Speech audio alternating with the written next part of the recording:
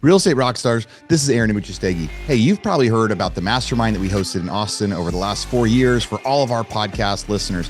And this last March, we had a fantastic time, a bunch of amazing speakers, and great fellowship. Well, I wanted to take some of those speaker talks that we had and release them to you guys here on the podcast so you can get the value that our members got when they were there, and also make you think about maybe joining us next year. So we've just released the dates for next year. It's February 25th through 27th, and we're only selling tickets for the next 30 or 40 days, and then we're going to lock down the orders, and so we can start, sending out the value ads for all of that. And if you end up joining the podcast mastermind, if you end up signing for the mastermind, you get to become a part of our private Facebook group, our private circle app, all sorts of referrals between different people.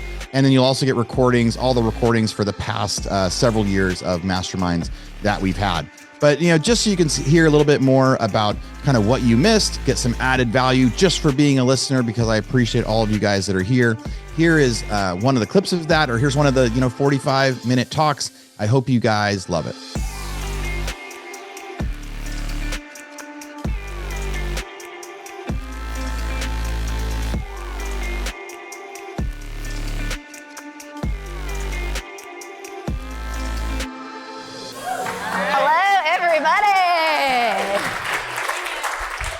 Okay, so I'm supporting Dolly Parton today, so that's why we're 9 to 5, because we do not want to work a 9 to 5, and that's why we're all here today, right? We want to have financial freedom, we want to work for ourselves, and we want to do boss moves, so that's what we're doing.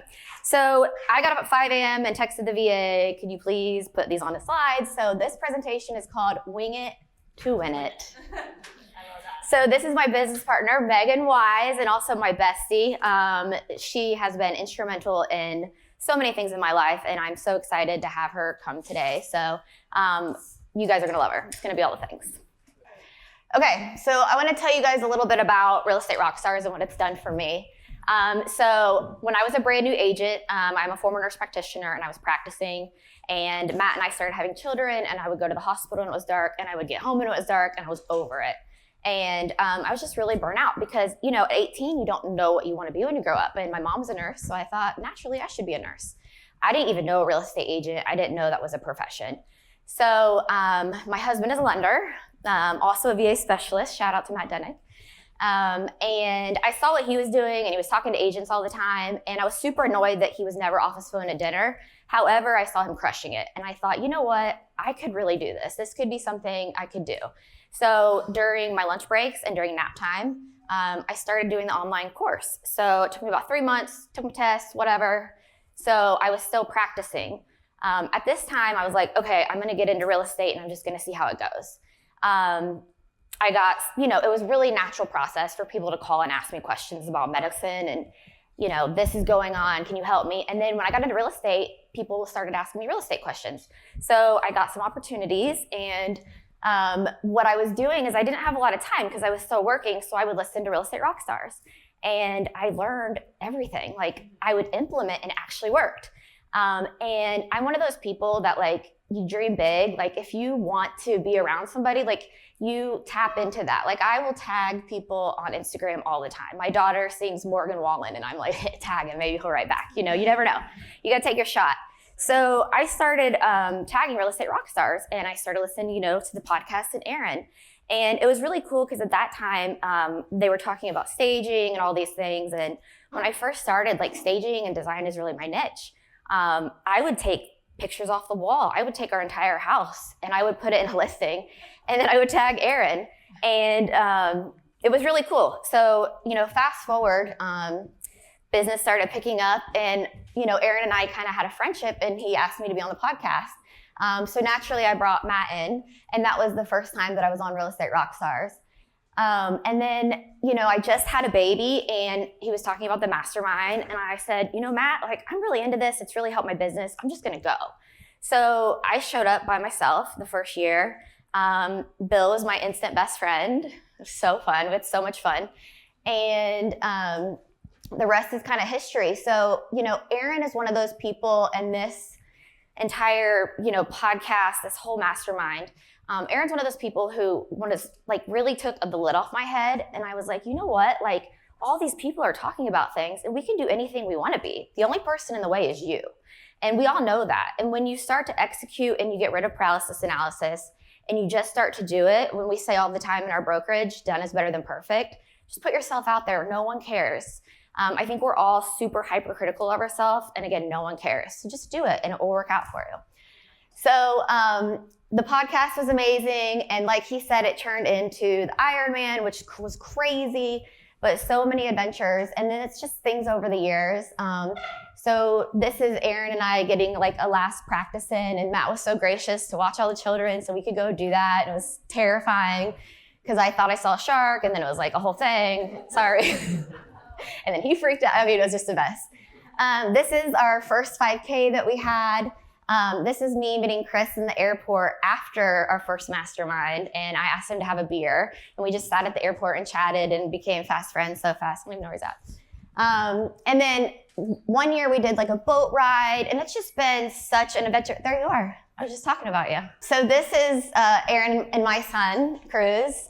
And like, it's just so cool because this was us going to the Ironman, and it's such a community. Like people become your real friends, and the kids are hanging out. This is Christina last year with her blowhorn, which I'm very disappointed that you didn't have this year. Do you remember that? She came in like Jersey Shore. It was hilarious. And this was what Chris was talking about earlier, our monthly Zooms. It's just really cool to see, a common face and just have that community and camaraderie. So I would encourage you to really tap into that. But it's just so cool to like, just see how little they were then. And, it's just crazy. Okay, so that's all the Real Estate Rockstars things, and absolutely love it. So, my first year in the business, I was still practicing full time. I'm now in my 7th year. Each year I've kind of committed like one less day a week. And then insert, when? March. St. Patrick's Day, was it 2 years ago? Yeah. 2 years ago, I am at my sister's birthday party at a bar with my computer, countering back and forth, crazy. And I see Meighan, and I've known Meighan. Meighan's a hustler. She's a baller in town. And I was like, man, I'm countering, like, it's so loud. So, naturally me, I just go up and I'm like, are you Meighan? Like, hey, let's learn through this deal. What would you do? And we just chatted it out. And we never actually met. I've showed like off-market stuff and, all the things. But it's just been really crazy because, again, insert somebody who I met and kind of took the lid off my head even more on a hyper-local focus. But I really feel like the opportunities that have come to me at home, my mind wouldn't have been ready for if I didn't have this as a foundation. And I really think that coming here, take it all in and go home and keep your eyes open because there's opportunity everywhere. You just have to be ready for it. And you can't see it if you are closed-minded. So open your head. Like it's really a legit thing. So Meighan and I, we met for coffee. We were like best friends. We talked for like 2 hours. I don't even think we talked about real estate. And we were just kind of talking about my business, and we were getting ready to do this thing. Like it was a whole thing. And she really challenged me. She was like, so why are you still practicing? And I'm like, I don't know, man. I went to school for 8 years. Like, I don't know why. And she was like, quit your fucking job. And it was like the first time somebody like gave me permission to do it. Like, because everybody, all my friends, and when I said, I think I'm going to do real estate, I think maybe I'll just do it. They're like, why would you give that up? It's your safety net. Like, that's crazy. You make 6 figures, you have a 401k, like all the things. But it wasn't what I was passionate about. And I think that you're not really living your best version if you're not doing what you love. And, so many of us have talked about doing what we love. And like, this makes me happy. Like, on Sunday scaries when Monday was coming up and you're like, oh my God, I dread it. I just wish I had one more day. Or that alarm clock goes off and you're like, oh, I don't even want to go to work. I do not want to go to the hospital. Like Sunday, we have a thing in our brokerage. It's like no Sunday scaries. We cannot wait to go to our Monday meetings because we are all charged up and so excited. My first year when I quit my job, that year I was still working, doing about 6 million, quit my job. In the next 6 months, I tripled my income. And then following the next year, went up to like 13 million. And now I'm on trajectory to do 24 million this year, while doing flips and some other things. So that's really cool. It's a really cool story. So this is my first full year, not practicing, living my best life. And so many things have come about that. So let me introduce you to Meighan again. We have some things on her. Why don't you? Well, I don't, it's really, I'm really excited to be. Yeah. Sorry, let me make sure. Yeah, you're good. Well, hey everyone, I'm really excited to be here, and I'm here to thank Aaron and this community because I offered Sara an opportunity to open a brokerage with me in Indianapolis. And I didn't know her. I just knew her energy. And within that 2 hours, I was like, I think this is my girl. And in that 2 hours, I said, quit your fucking job. And then like a couple of days later, she texted me and it's like, hey, I quit. And I was like, holy shit, this is my girl. Like, wow, someone listening to me. She got some balls on her, honey. Let's go. And so she quit. And I was like, well, shit, now what? And so I just saw so much light in her, and that, you know, these anchors hold us back, and these limiting beliefs that we have to have 401k, we have to have the 9 to 5, we have to use our college degree. And you can use your college degree in all the different ways. And so it was just really cool. And she doesn't give herself enough credit to go from being a nurse practitioner 1 day a week, hustling real estate, being a young mom, and selling 6 million. And in less than 24 months, she's tripled her income and is about to close 24 million, like 6 to 24 million. And if she hadn't connected with this community, yeah, that's amazing. That's really cool. And if she hadn't committed to this community and seen you guys and realized that there is a bigger world out there than just, you know, your little market real estate, I don't think she would have taken the leap to say, hey, let's go open a brokerage, because we want to have a professional brokerage. We want to have a close-knit group where we all like this. We connect and we push each other, and there's not competition. It's an attitude of abundance. And she's like, yeah, I already know that because of this group. So I'm really thankful to be here and see it in person. And it's just been really cool to see. So these are my babies. So if you guys follow us on the gram, you should. She's a great follow. I am not, but she's really fun. But shout out to my babies. They're my Y, and both of those boys think they're going to the NBA. So stay tuned. Well, we shall see. I bet they will. One might. That would be scary. But two, I don't want them either to go. But we'll see. This one is 11, and he wears a size 12 men's shoe. And this one's, he just turned 14 and he wears size 12 too. I wear size 11, so we all wear the same shoes. So she comes in with cool shoes, and I'm like, nice, Jay. These are She's not like, cool, so don't judge me today. Yeah, so it's really fun to have boys and be a boy mom, and then I got my baby girl there. So keep going. I decided to leave Berkshire Hathaway after 16 years and open a brokerage in Keller Williams. We then pivoted because we do not want to be an owner of Keller Williams Market Center right now, and we are now a business center in the Keller Williams world. Okay. Wait, hold on. You got to tell them about this. So what's really cool, and one of the reasons we decided to do this, is Meighan with a team of 7 was doing what? How much? 135? 114 million. 114 million, a group of 7. Like, that's crazy. And I think that we are all 1099 employees, and I don't think any of our clients care who we work for. Matt said it earlier. No one cares. Who they care is that you're going to take care of them, and you're going to put them in the best possible position. So I urge you to all look at your brokers and what fees are being taken. At my current one, it was like 6%, and I never capped out. So like, if you look at that over, and I'm not promoting anything because we're just, you know, whatever.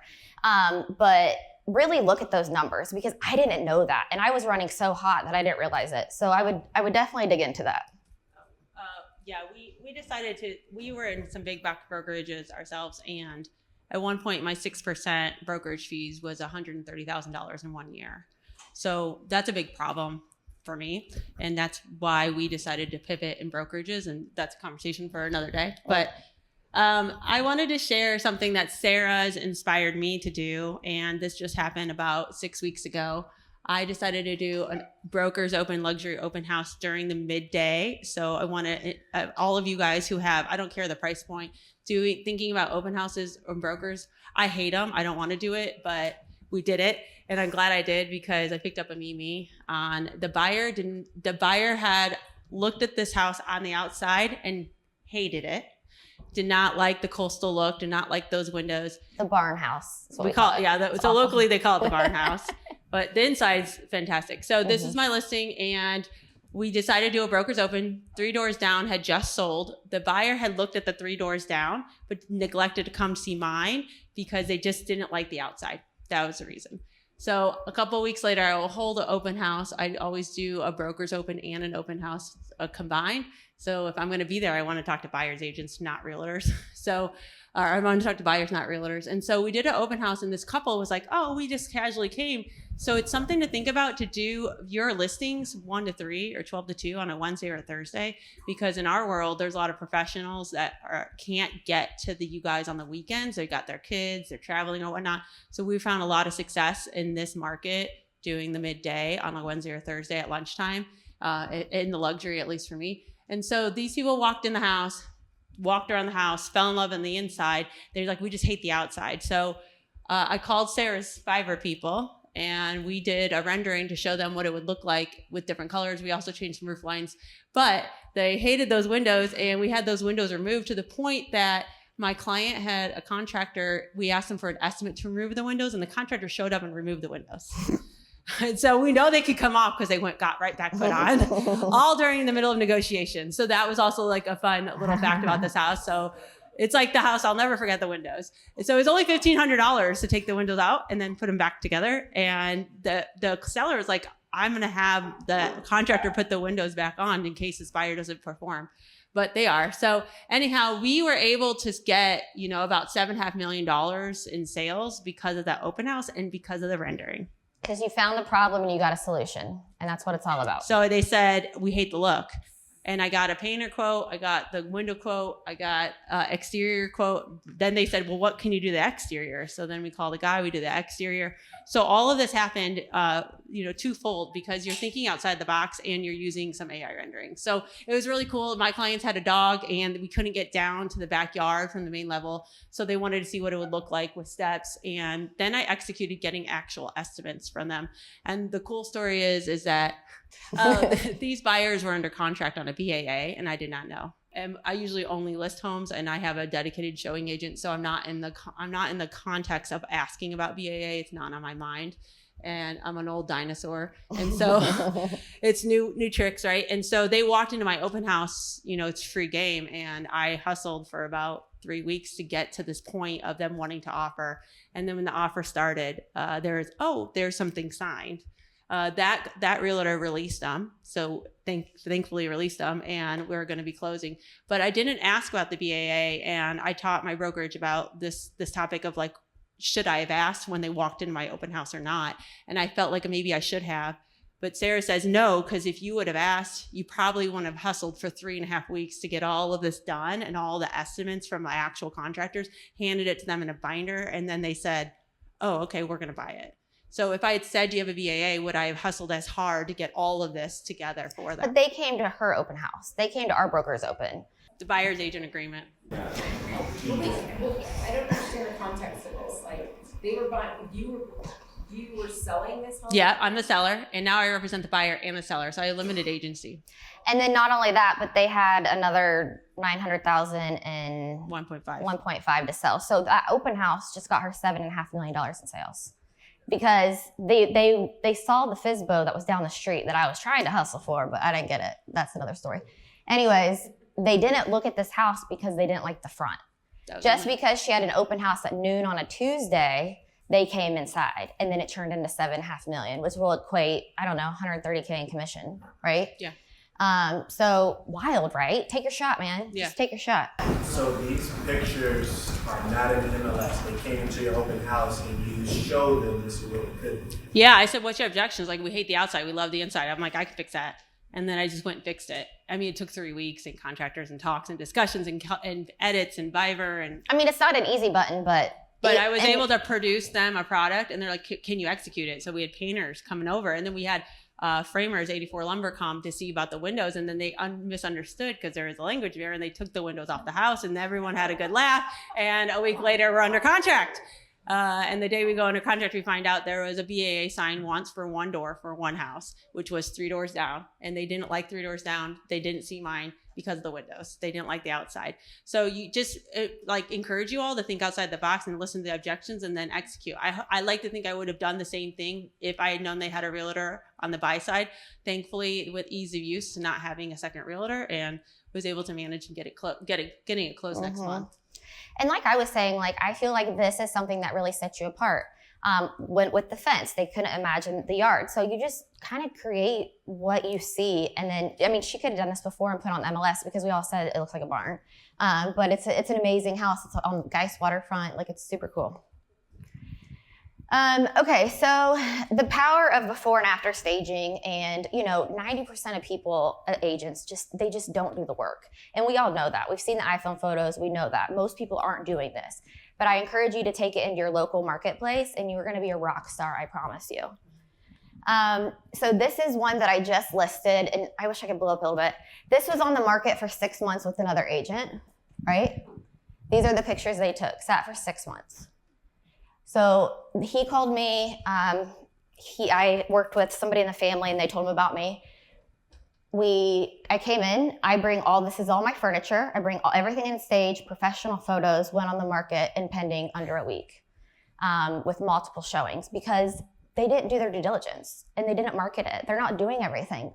So you have to then figure out who your avatar is and make sure that you're marketing to that avatar. This is an historic area. It's kind of up and coming. It's probably going to be a young professional or a young family. I do a lot of Facebook ads and I boost to that demographic and it really gets eyes on the property. So that's kind of fun. Also, we're running kind of low on time. So this is something else, another pivot. This is a house that we actually bought. Kimberly Cousin invested in this one with us. So we got this one off market for $400K. It's in a city called Carmel, Indiana, which is high-end Carmel. It's a great place. I mean, it's just really hard to find deals like this. Our niche is really finding it if somebody's like sick or they need an easy button. I can come in and they ask me to list it and I say, and also when you go to these listings, always think in the back of your mind, am I the buyer for this? That should always be something that you're thinking about. And we got that from Jeremy. If you're in real estate and you're not investing, you're working for a tip. That stuck with me for 4 years. And that's something I learned here. So anyways, bought this off market, $400,000, did a bunch of AI renderings. I don't know if I have those on here, but they're so good. So what we did was the avatar is a family. This was the kitchen. It was going to be too tight. So we went into the garage and we did all this on scale in AI so we could see it. And then we just renovated and designed it and all the things. So this was just a really cool story. I deep dove on this deal on one of our Rockstars monthly deal. But so we bought this for $400. We invested $170. What was really cool with this, so this was the master before. This was just a closet. When we went into the garage, we went up and we found all this. This was so fun. We found this attic above the garage and we were like, what? So we busted into it and we made it additional square footage. If you can find upstairs, main or upper square footage that you can finish out, that is money all day long, do it. So we increased the square footage and so that was a little more. But we ended up making $130K in 3 months off that deal. So it was like super cool. So I don't know, if you could it's the hard part, just finding the deals. Also, this is another one we have going right now on Broad Ripple. It's like a 1920 bungalow. Again, we do AI renderings, not just to teach everybody, but we took down walls and we wanted to see what it would look like when we measured it out to scale. So we always do that beforehand because we have found that we save so much money. Because if we don't do this and we are expecting the contractor to see our vision, it just doesn't really work out. And we also want a vision like visionary see it so it looks good and we're happy before we start construction. Because if you start and then you hate it, you got to rip it out and it's very expensive. So this just saves, technology is just everything. It's just all the things. And then I love the design. So I always make vision boards for everything. And I just do this on Canva. I use it for marketing. This is another LLC I started called Revive by Denig. And basically it's just design and with the flips and with all the things. So it's so fun to like make all this and then see it come to life. And it's just so great for socials and all the things. So I hate all of that. She hates all of it, but she is a bulldog. You don't want to go guest negotiating with this one. We So we're a perfect team. But I never would have thought about the AI renderings. She started doing it for her flips and then I started doing it for my clients. And most people can't envision it. So if you can give it to them, like you're going to give them so much value. They're going to work with you whether you're selling or buying with them. Yeah, and I also think it's really cool. Like another pivot in this business is, when we started this brokerage, we were thinking like, how do we set ourselves apart? What makes us special? And what it is so Meighan's a former teacher guidance counselor and me being a former nurse, like we really have that servant heart and just to teach our brokers like how to do it right, how to not put lipstick on a pig. No one's teaching this. How do you evaluate this deal? And then you find your niche. And I mean, my niche has really been the design and the staging. That's always been what it was as an agent. But now as an investor, I can take those skills and elevate it and make 6 figures in 3 months as a side hustle. Like that's crazy, right? Like anybody can do that. We are in real estate. Like we have all the power. We have all the numbers. We have all the access. There's no reason that everybody isn't doing this.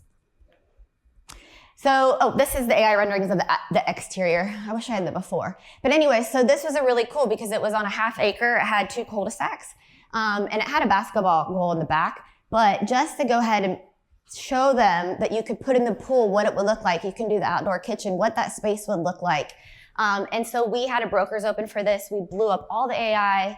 We did all the befores, blew it up, and we invited everybody to come. I knocked on every single door in that neighborhood, and I invited every neighbor. And I told them, come see this house. We're redoing it. And they said, what are you going to list for? And I said $750. And 2 people laughed in my face. And 2 days later, I had a $750 cash deal in my hand. And we closed in 2 weeks. And what's crazy, thank you. And what's crazy is I leveraged the shit out of this. I invited every single neighbor, and they're like, oh my God, I feel like we're on HGTV. And I'm like, I know, we're just waiting for our Netflix contract to come through. But then I'm gonna have to whiten my teeth and do all the things. It's so annoying. But anyway, so out of that, somebody said, hey, can you list my house? I want you to renovate it. So they're gonna pay for the renovation. It's a 6-figure job. I'm gonna, GC the deal, get paid on that, renovate it, and then list it. So finding more side hustles. It's called the triple dip. It's called the triple dip. Aaron does the quadruple dip. I'll tell you about that later. Anyways, so super cool, super fun. And it all started here. Thank you.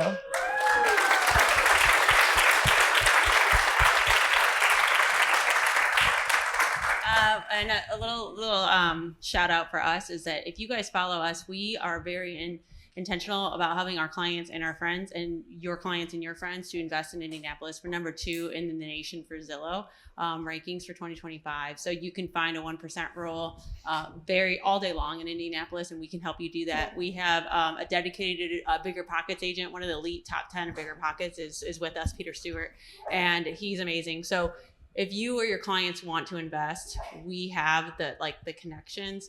We have 1%ers. We have off markets. So check us out for that. Meighan's selling a portfolio of hers right now. Yeah, How that's many's right. in that? I have about 20 I'm selling right now. And And who was talking about that? Because that made me think. Who was asking about sell the portfolio or make it separate? Yeah. So she's a good one to talk to. Oh yeah, let's talk. And it was all under, and it made more sense to individually list it than to sell it as a group in this scenario with what's going on with the current time. So that would be a good one to talk to. I also, there's a gentleman in the room that I'd like to recruit, and his name is Tyler. And he messaged me a couple weeks ago about one of my properties, and I think I left him on red, so I'm sorry, Tyler. No. Green, you're on green now. I'll buy you a drink tonight. Let's hang out. You left him on red. Oops, sorry.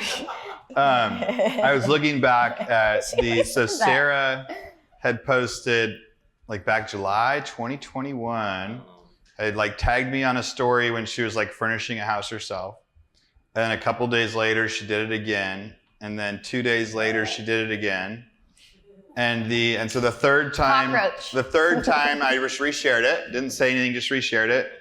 And she said, so cool, I'm such a fan. And I replied, thanks for being a fan, keep crushing it, and someday I'll get to interview you on the podcast. So it's pretty cool, just how that happens and what that turns into. And then later having her and Matt on the podcast, and then now she's one of our hosts. Life gets full circle with that. So shoot your shot as you're reaching out to people and stuff too.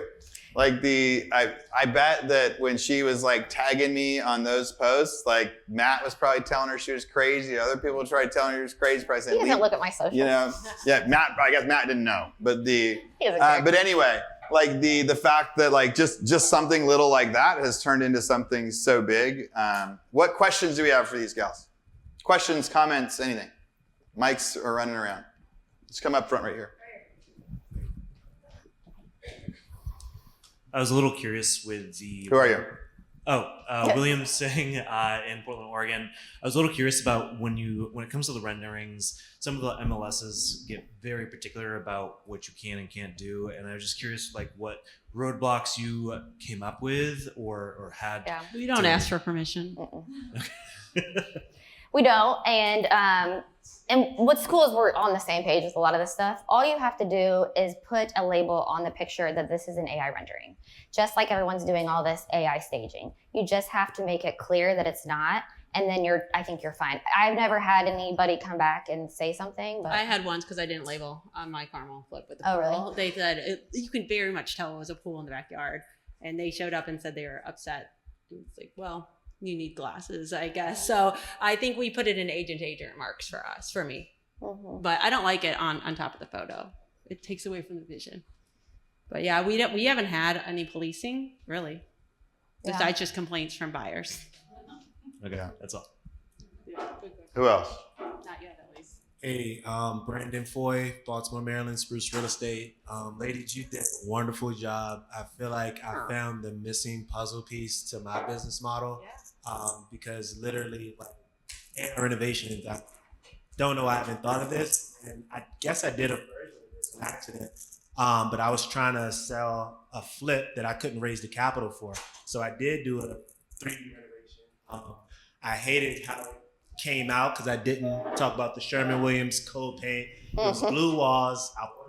It just didn't work. But I didn't have that communication.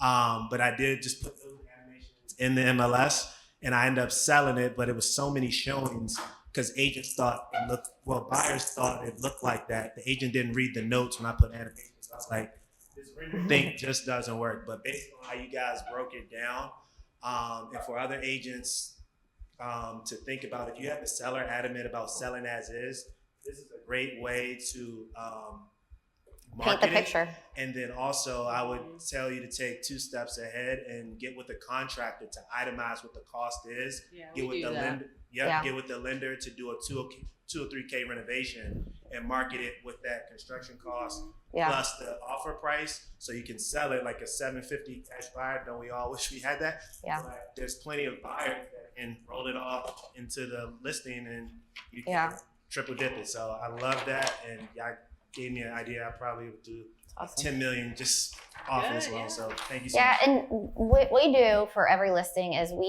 I have Matt prepare all the 2-1 buy downs and all of that documents and put it as well, because I have found, like, right now I have a resale. It's the first one in new construction, so I'm going against the specs that have a 5.4 interest rate. Well, I don't want to lower the price, but on the back end, I can have him do that. I advertise it. And if they come in and they're like, well, this makes so much better, I'm like, well, if we give you 10,000 down, it's 5.4. Basically. So again, it's just, what's the problem? I'll find a solution. Yeah. Cool. One more? Anyone? Over here?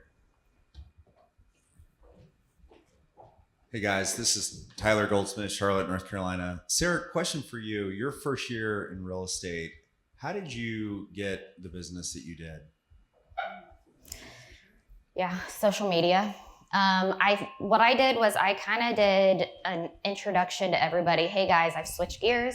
I'm getting into real estate. If you have any questions, let me know. I also think it's really important that you add value. So it's not just, I'm in real estate, I'm in real estate, I'm in real estate. What's your problem? You need a contractor? I have contractors. So I think it's just figuring that out. A listing that I recently, luxury listing I got, they had pods in their driveway. And I just went up and I knocked on the door and I said, hey, I saw you have pods in the driveway. Are you moving? I'm a realtor. I live in the neighborhood. Do you need a recommendation on a movers, or do you need a recommendation on a handyman? And that led to a listing. Because I didn't say, can I have your listing? I said, do you need help with anything? And I genuinely meant it. And I, went above and beyond and crushed it. And then, then you double down, you just snail mail, you leverage every single listing, and that's how it kind of takes off. We're coaching our newbies is open houses right now. This is our first spring market with the BAA. Buyers are free game. If they walk into your open house, like what just happened, is, in my opinion, this is every single newbie agent. Or if you're just prospecting, open the house Wednesday, Thursday, Saturday, Sunday, and pick up the buyers. So that's the conversion, because no one is really at least in Indiana, no one's really educating about the BAA. No one's really understanding it. My client told me she thought she was signing, like, when we had to during COVID, like a liability. She thought that it was a liability just to walk into that one house. So she was confused. So you have to understand that 9 out of 10 buyers signing these probably don't know what they're signing, or they don't understand. So if you have an open house and you educate them, they can go release and then work with you.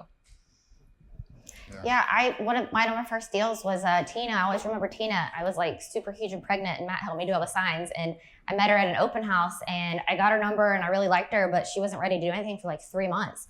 So like 3-4 months later, I helped her buy a house, and then since then, and Matt's done all the mortgages I've done. Sold 2 for her daughter, 2 for her son-in-law, the cousin. Like, that open house, if you foster that relationship and you show up and you take care of people, it snowballs and they keep coming back. And in the meantime, find your own projects so you're always having something in the pipeline. And open houses are free. Yeah. It's a super interesting point that open houses right now are probably a bigger opportunity than they were a year ago. And no one's talking about it. Because of the agency change, like anybody comes in now because they can release before. They don't want to marry the agent. They just want to stop by and see the house. Right, but they couldn't release before, same way. Right. Yeah, anytime somebody walks in, you get a chance to prove your business. I like it. Cool, thanks guys. Thank you. All right, real estate rock stars. So hopefully you guys loved hearing one of our speakers from last month's mastermind. If you are considering joining us for next year, now is the time to sign up. We're only going to have ticket sales for the next 30 to 45 days. And after that, we cut it off so that way we can focus on providing value and not selling tickets.